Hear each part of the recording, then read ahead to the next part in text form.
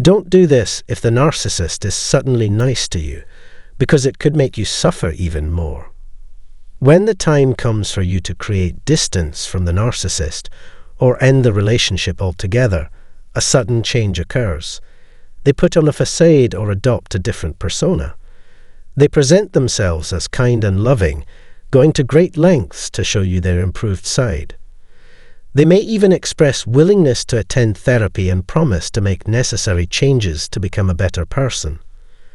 This scenario applies to any narcissist, be it a partner, friend, or even a parent.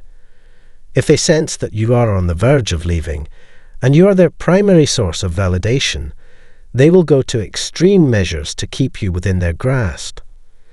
This may involve suppressing their desire for control and punishment. They want to keep you within their influence until they feel they have regained power over you, subjecting you to further abuse and perpetuating the cycle once again. Welcome to another video. In this episode, we will delve into moments when a narcissist appears to love you the most and how you can navigate such situations. I will also explore the mindset you should adopt in response to these circumstances. If this topic captures your interest, I invite you to subscribe if you haven't done so already, as your subscription aids in raising awareness about narcissistic abuse. Narcissistic relationships often progress through 3 stages: idealization, devaluation, and discard, or commonly known as love bombing, devaluation, and discard. Throughout the love bombing phase, several dynamics unfold. The narcissist crafts an illusion, drawing you in, and gradually begins to devalue you, withdrawing the attention they once bestowed upon you. Ignored and subjected to altered behavior, you experience a shift in their treatment. Finally, the discard phase transpires, and the specific manner in which it unfolds can vary. While I won't delve into the specifics here, it is crucial to comprehend the repetitive cycle of idealization and devaluation and its impact on your mindset. I will also offer strategies for coping with this cycle if you find yourself trapped within it. Remarkably, the narcissist actually relies on you more than you depend on them. They function like parasites, lacking emotional depth or authentic connections. They remain emotionally detached, akin to a lifeless body devoid of genuine emotions and spirituality. Their interaction with the world resembles that of a zombie. Hopefully, this analogy resonates with you. They rely on you for emotional sustenance, feeding off your emotions to feel alive and continue their existence. If you withdraw the supply of these emotions, they will wither away. However, relinquishing their hold on you proves to be a formidable task for narcissists, particularly if you serve as their primary source of support and they heavily rely on you. To them, you are an extension of themselves, and they live vicariously through you. You symbolize what they aspire to be but are unable to achieve on their own. Hence, your presence holds immense significance in their lives. In essence, when you make the decision to leave and they perceive the gravity of your intention, when you begin distancing yourself, they initiate a transformation, assuming the guise of the person you always yearn for them to be. They alter their behavior, masquerading as a better version of themselves to retain your presence in their lives. They make grand promises and may even engage in therapy. This charade can persist for months or, in rare cases, extend to years. During therapy sessions, their progress may appear limited.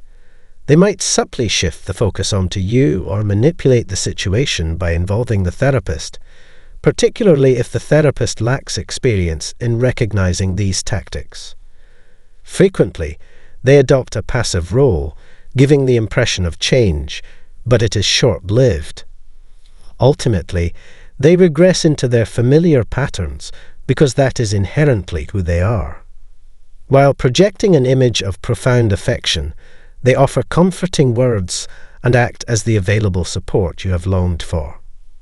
However, By stepping back and objectively assessing their actions, you come to realize that these efforts are mere mechanisms to keep you ensnared. Genuine emotional connection is absent from their actions, which are driven by selfish motives. Their endeavors are not genuine attempts for your benefit. Rather, they serve their own needs. Unfortunately, many survivors of narcissistic abuse fall victim to these staged gestures, hoping that everything will miraculously align and the person they envisioned will reappear. This cycle perpetuates trauma, reinforcing the bond and amplifying the internal struggle known as cognitive dissonance. One part of you recognizes the monstrous nature of this person and urges your escape, but they relentlessly manipulate and ensnare you, fostering a sense of attachment. Consequently, you become trapped.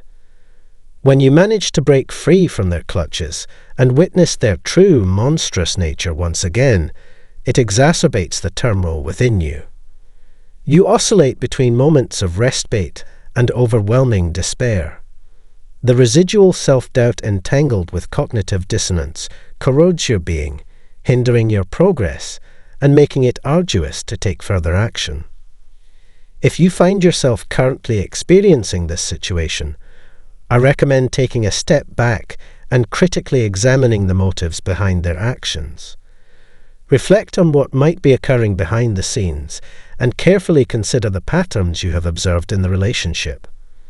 Pose challenging questions to yourself, such as, do I notice a recurring pattern of them oscillating between kindness and mistreatment? Scrutinize how you can be certain that this time is genuinely different, that they truly wish to change after years of displaying monstrous behavior. Unusual behavior raises doubts about their sincerity, making it difficult to trust their words. Allocate time to engage in journaling and deep reflection, grappling with these challenging questions. Employ your rational thinking to resist succumbing to their promises, even if you have experienced prolonged deprivation of affection. Keep in mind that your brain may amplify their gestures out of proportion. Breaking free from the entrapment of narcissistic abuse entails gaining clarity through introspection, consistently questioning and analyzing the situation until you arrive at a clear state of mind, soul, and heart. In summary, when a narcissist appears to exhibit maximum love towards you, it is not genuine affection. Their attentiveness during this period serves to ensnare and maintain you as their source of validation. However, you do not have to succumb to their tactics. Delve deep into questioning. Seek support for a trusted friend or therapist who comprehends your circumstances, and base your decisions on the findings you uncover. That concludes today's episode. I hope you have found it enlightening and beneficial. If you have, please consider sharing it with others who may find it valuable. Until our next episode, let the healing journey commence and persist.